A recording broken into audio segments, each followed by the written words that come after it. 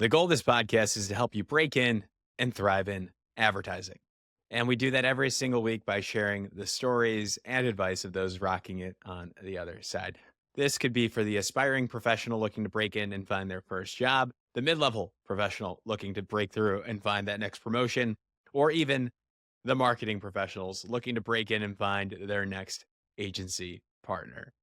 And in this episode, we speak with Josh Paialii, which is an amazing name. He is the head of creative at The Many, which is an independent advertising agency based in Santa Monica. And he'll explain all about The Many and their ethos of we don't do passive, which drives their work with notable examples like eBay's community focused campaigns and work with original YouTube series.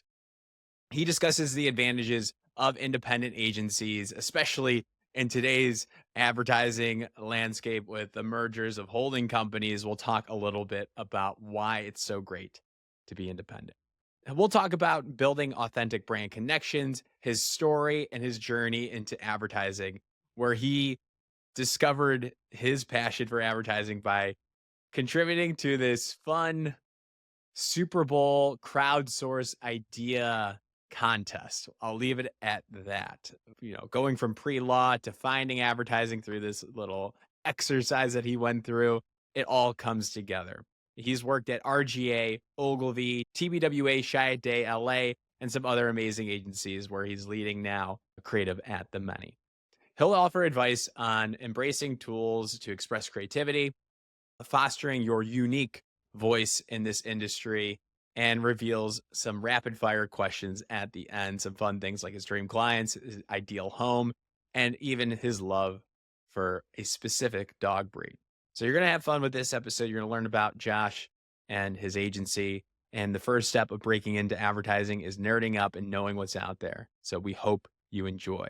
If you like what you hear, please connect with us on LinkedIn, connect with Josh on LinkedIn, and leave us a nice rating on Apple Podcasts. It's what helps us grow and get amazing guests like Josh. Now on with the show. This is the Breaking and Entering Advertising Podcast. And as usual, I'm your accomplice, Gino Schellenberger. Kick it, Mikey.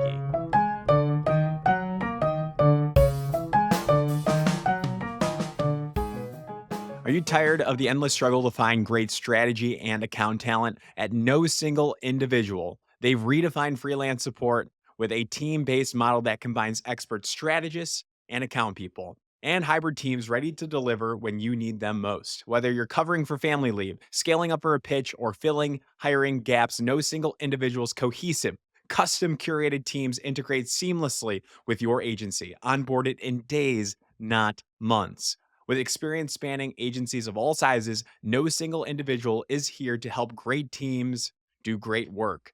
Ready to strengthen your talent brain trust?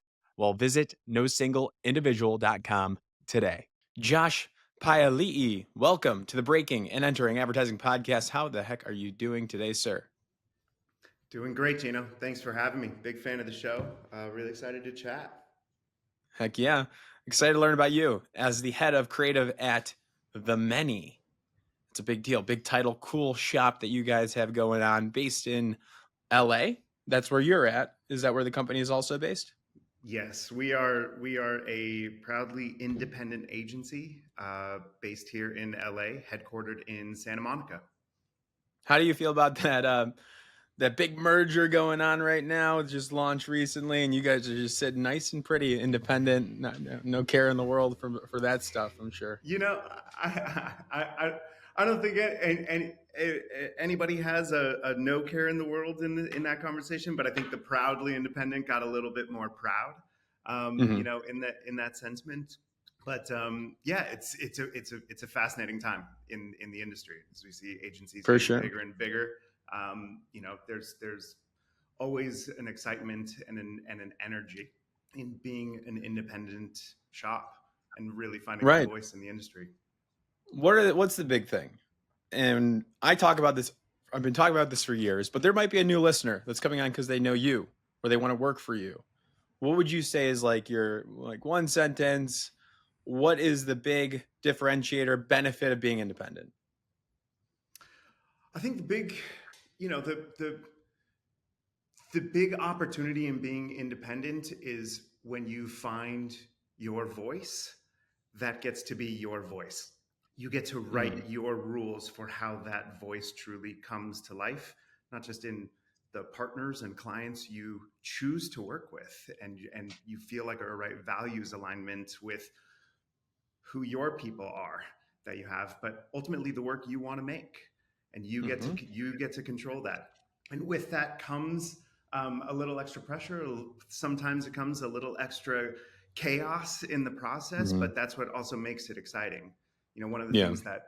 one of the things that I always tell, not only people who are asking about working here, some interviewing creative directors or creatives or anyone for that matter, when they ask why the many, why not any other shop, why not a particular bigger shop, I think one of the things that I always find to be true about us and about independence in general is we are we are truly writing a chapter right now for what the next several years of this agency are going to be. And it feels hmm like we always have the potential to be co-authoring what that chapter is going to be for the agency.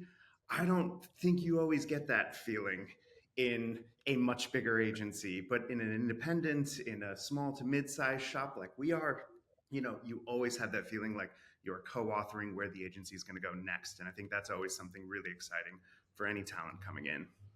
Absolutely. Absolutely. I was a comms professional before, and I was so envious of those independent shops that have a unique name and positioning and like comm strategy.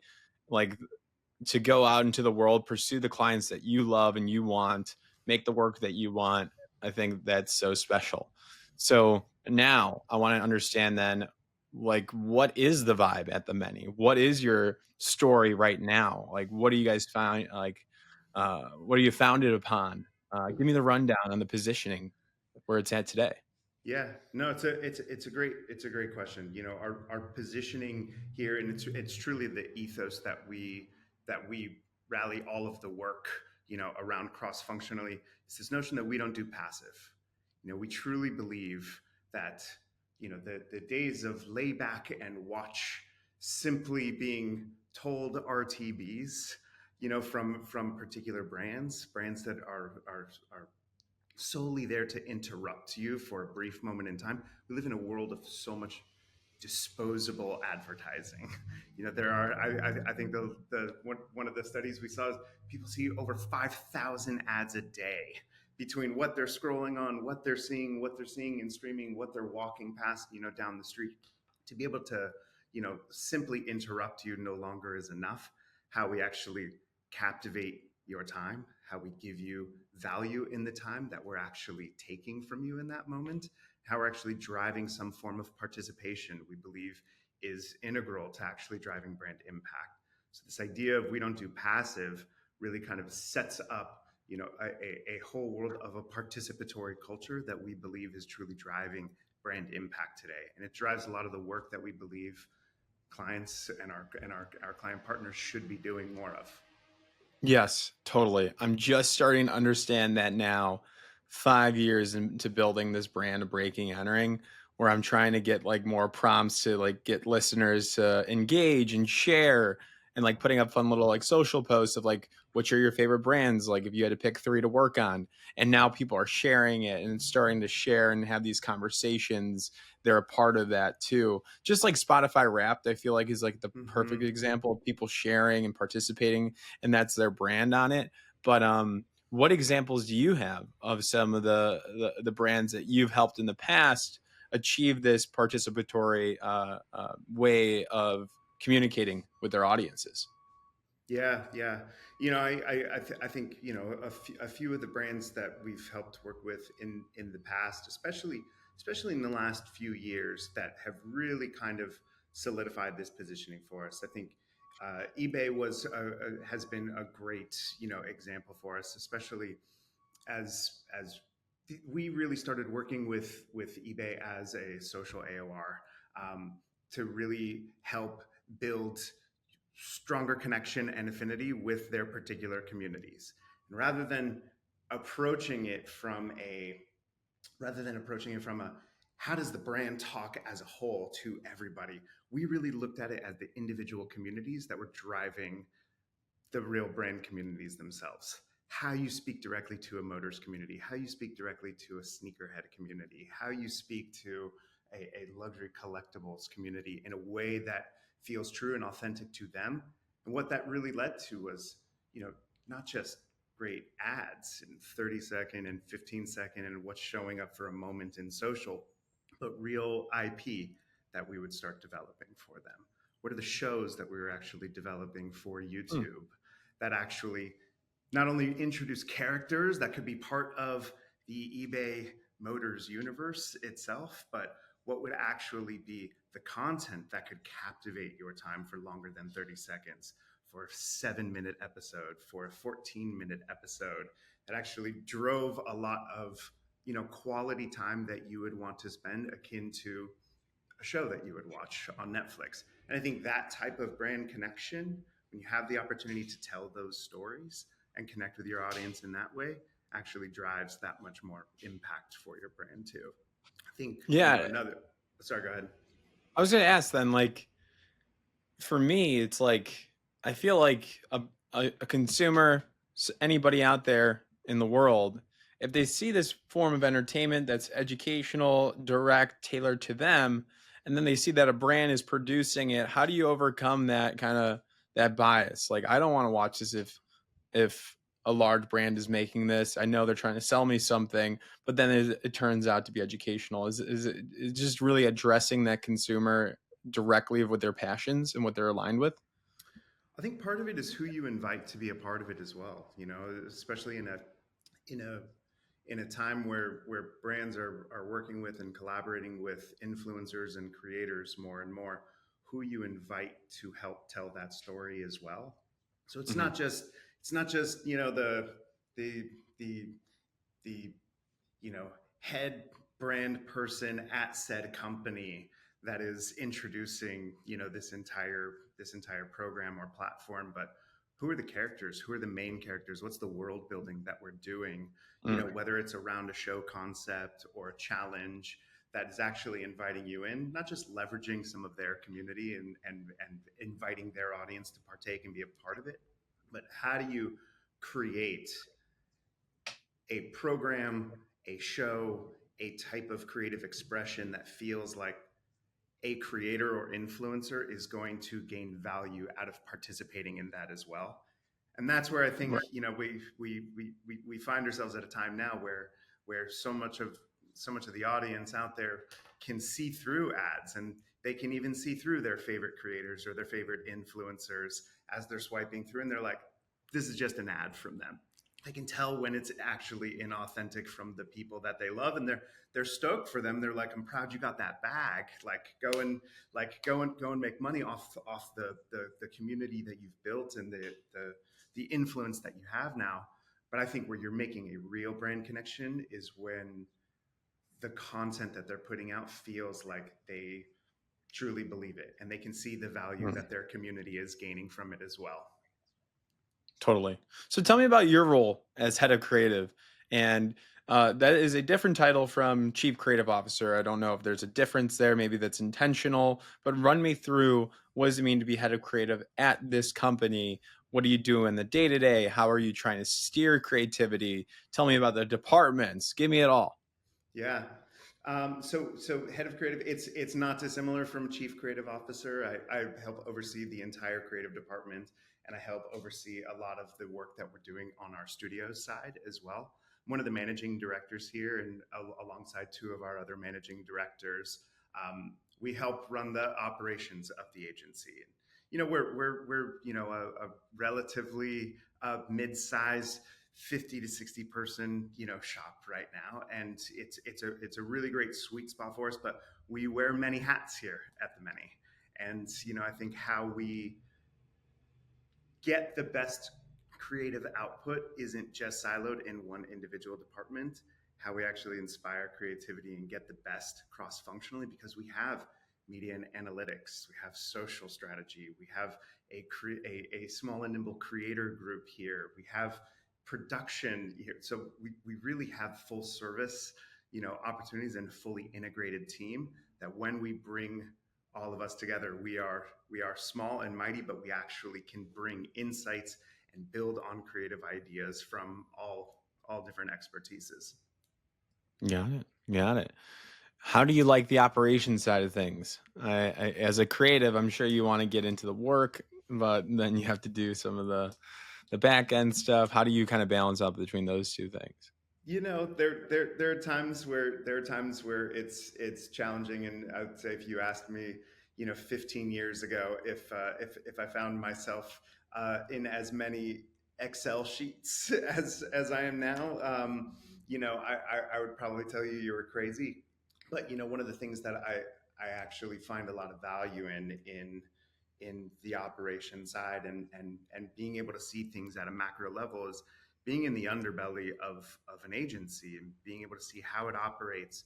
What are the tension points? Where are the opportunities to take risks as an organization? Where are the opportunities to really lean into from casting perspective, and who we're hiring, what the levers we need to pull, when and where, which clients to particularly go after, how you look at the timing and how much you take on at one time.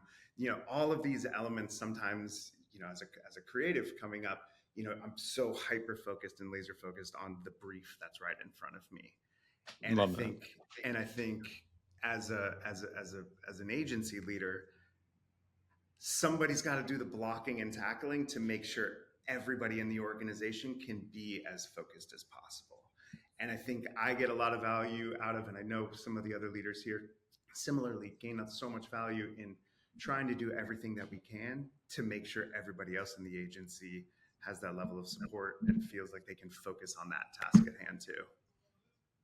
Gotcha. When was the Many founded? So the Many was founded over 15 years ago, and the original name of the agency was Mistress.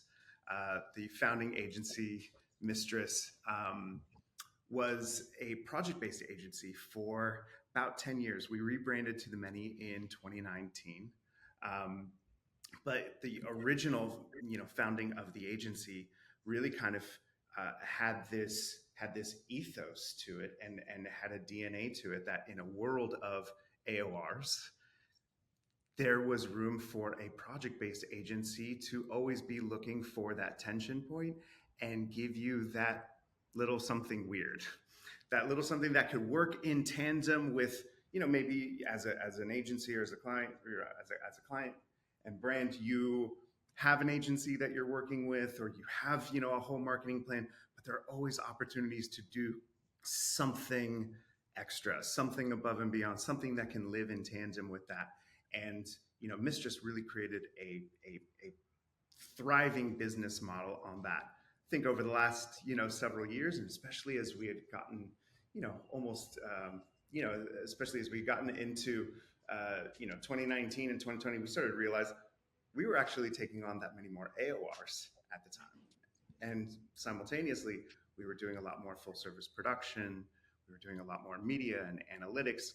We started to realize we were more than just a creative and strategy operation itself. There were so many more aspects and touch points to the organization that we could introduce what we can do to that many more brand partners. I think what we've really seen, especially with this ethos of participation and this notion of us not doing passive, is the Many, and the name of the Many really kind of has taken on a definition where brands aren't built in isolation.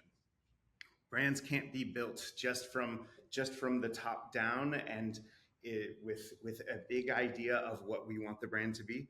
As we talk about, even as you were talking about, how you captivate, how you engage, the things that you're doing to get your audience to participate and pay attention. Part of that is listening. And part of that is listening to what the community is saying, what is actually driving them at that time. And I think for us, this notion of brands not being built in isolation, we have to be listening to what our consumers are saying, what's driving them, the tension points that they're feeling, the emotions and gaps that they that they have that we can really fill and tap into and captivate. And that's where it feels like we're really making great brand connections with them. Love it. Love it. A lot of knowledge being shared. I want to understand how you got all this knowledge and kick it back to how you broke into this business. So I see here that you did not start as a creative in the industry. I see some sales and marketing experience, a couple years till you got your internship. So you tell me this story. How did you get into advertising? How did you break in per the name of the show? So it's a great question. I didn't have any, you know, inkling or interest in advertising as a profession growing up. I didn't even think of it as a profession. For forever, I thought about being a lawyer, and up through university, I was pre-law. I was thinking about going to law school, and I think it was my second semester senior year. A light bulb moment went off. And I was like, I actually don't really want to do law. What am I going to do? This has been my path the entire time. During that time in college, just some of my buddies and I, like, we just fell in love with thinking about commercial ideas. And as we were either watching sports or watching TV, we would always have commentary on commercials themselves, and we would always just joke about the ones that we liked and not. And it always kind of just like was this idea in the back of my head, like, oh, it'd be fun to work on commercials one day, but I never really took it seriously. At the time, coming out of college, I was working in sales. I worked in the music industry for a little bit. I was kind of bouncing around until a reality show Super Bowl contest came about. The NFL was running a Super Bowl contest. Pitch us an idea for the Super Bowl. And if we pick your idea, it was like an American Idol style like contest. If we like your idea, I think it was like, we'll give you $1 million to produce it. We'll help you produce it. And you get to come to the Super Bowl. And I'm thinking, how hard could that be? Let's pitch them a Super Bowl spot. So I spent, I think, the next 2 months working on what I thought was a great Super Bowl spot for the NFL. I flew to Denver for a cattle call, 1,000 people waiting for their 90 seconds to shine pitch moment with a marketing board from the NFL. I waited around for 4 hours for my number to be called. I walked in there. I set up for the pitch, completely bombed it in front of them, like had the worst pitch experience of my life. And they told me, thanks, we'll let you know. And I remember flying home that day. And as I was taking the cab on the way home to the airport that day, the cab driver was like, what were you doing at Invesco Field? What were you doing at Mile High Stadium right now? And I was walking through the story, and he could see that I was like bummed out about my pitch that I had just bombed. And he was like, hey, listen, man, like, you came all the way out here. You believed in an idea enough to come all the way out here and pitch it. That's got to say something, right? And it didn't click until I was on the airplane home. I was like, you know what? If I came all the way out here, I believed in something enough to buy a plane ticket, go and pitch a marketing board. I've never had experience doing that before. Even though I bombed it, it told me something about myself, that this was something I really needed to dig into and invest in and hunt down and see if it was something that was actually a true passion of mine. 2 weeks later, I met a copywriter who gave me advice to build a portfolio. 3 months later, I was packed up, moving to San Francisco and going to ad school. And from there, the rest has been just a career of working in different environments, different agency sizes, learning from different creative directors and from different client partners and different organizational structures that has, helped shape where I am today. Incredible. Was that, and you never got the call that you won, but that's okay. Did not get the call. You realized you had a different calling, right? Yeah. One day I hope to be standing in front of that marketing board at the NFL. Again, one day now, but no, it was, it was truly like one of those like light bulb transformative moments for me. That's incredible. Wow. That cab driver really just changed things up for you, maybe.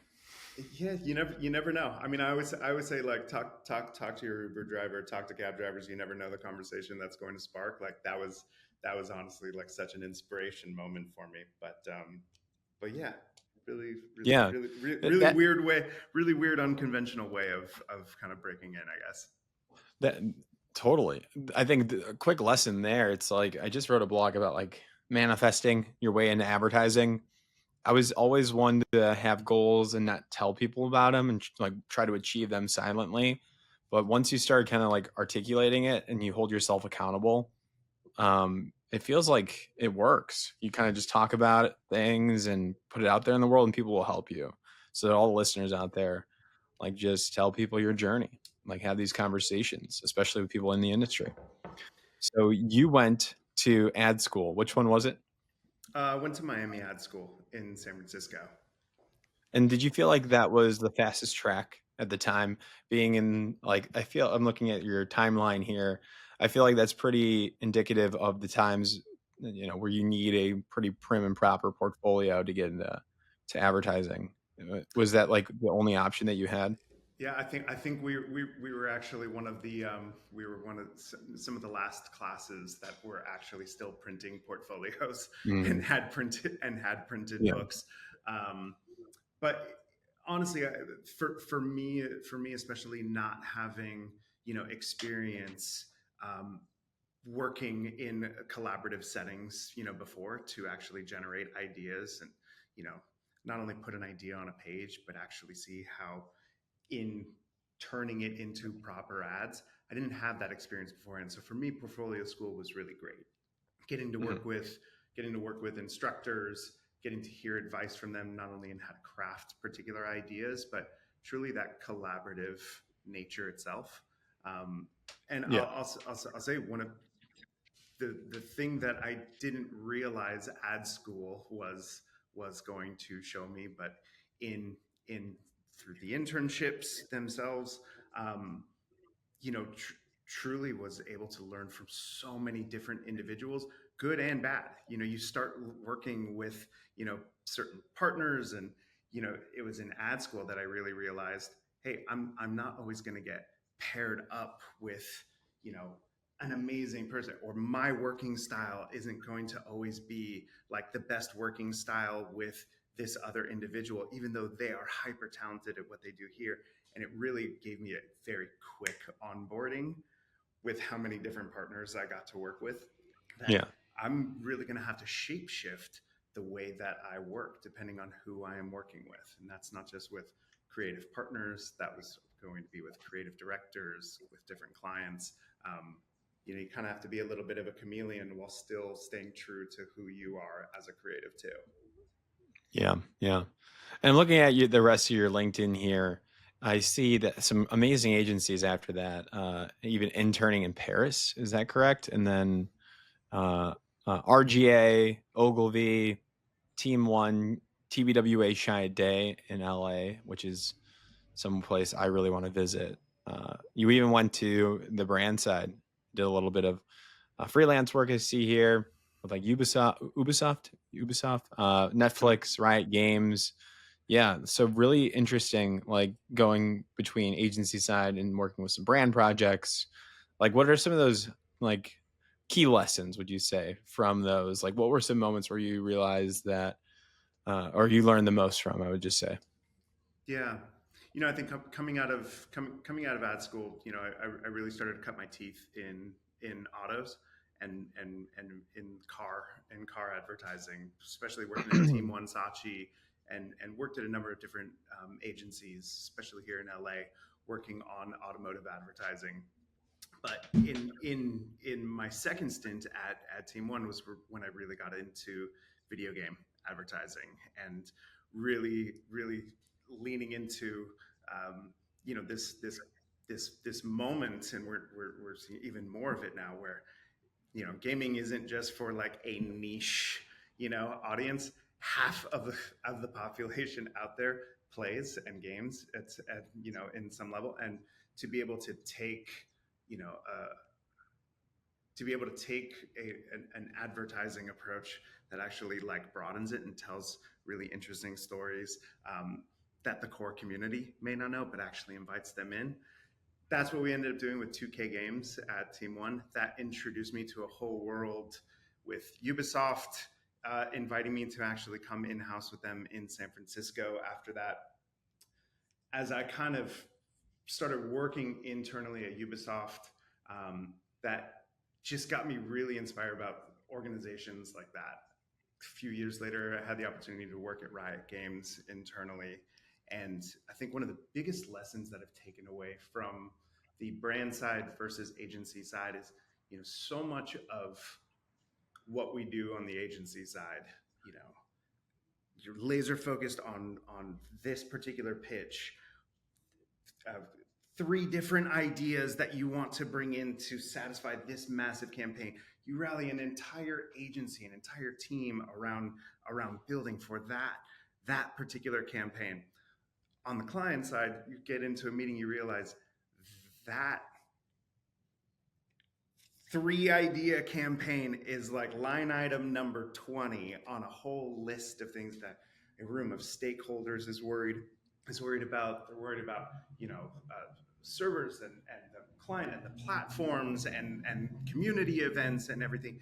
And for us to realize that our entire business on the agency side is that entire line item, has given me really great perspective in terms of how we approach in the room with our brand partners, how we relate to them. I think there are a lot of times where, and I've worked in organizations where, sometimes agencies walk in and they feel like they are the experts in like an entire brand's business because we've been working on it for a couple of months, because we've done these studies. Truth is, especially in some organizations like Riot and Ubisoft and Netflix, some of the smartest people of that entire industry are right there on that particular team. They have dedicated their life and craft to that particular team. Yeah. You realize when you can level set with them that we not only understand the importance of this campaign, but we understand like the business drivers that are happening in your organization right now. We understand, the tension points of what's going on with your community right now. What are some of the things that might be happening organizationally right now that we can actually help identify certain tension points and see how what we do as an agency can actually bring work that actually unites some of their organization too. I think that kind of perspective has made how we show up in a room, just that much more relatable. Totally. And it's also the most fun meeting of their day. Like with all the stuff that they have going on, they look forward to these agency meetings and like having fun with them and showing them good ideas. Like they look forward to that. Yeah. I mean, Yeah. we hear that all the time, from our clients, when either at the beginning of the meeting or like, right as we're closing, they're like, "This was my favorite meeting of the day. Like, thank you guys for like putting a smile on our face." And I think it's such an important thing to do, because ultimately, so many great ideas are only made possible when you build that trust and you build that relationship with the clients. I think it's something we try to foster, not just at manager levels, but with each of our director levels, our creative directors, to build that trust and relationship with a client that, hey, you made them feel a particular way in the room, like how you follow up with them, how you continue to touch base with them, the relationship you have with them on set. These are the moments where we're actually planting the seeds for what that next idea that's going to come in, that next big idea that we want to bring them. All of that trust comes into it as much as the idea itself. Yep. So I'm curious now, how would you break into advertising today? If you had to start over, you didn't have any of the experience, what would you do? How would you handle it today?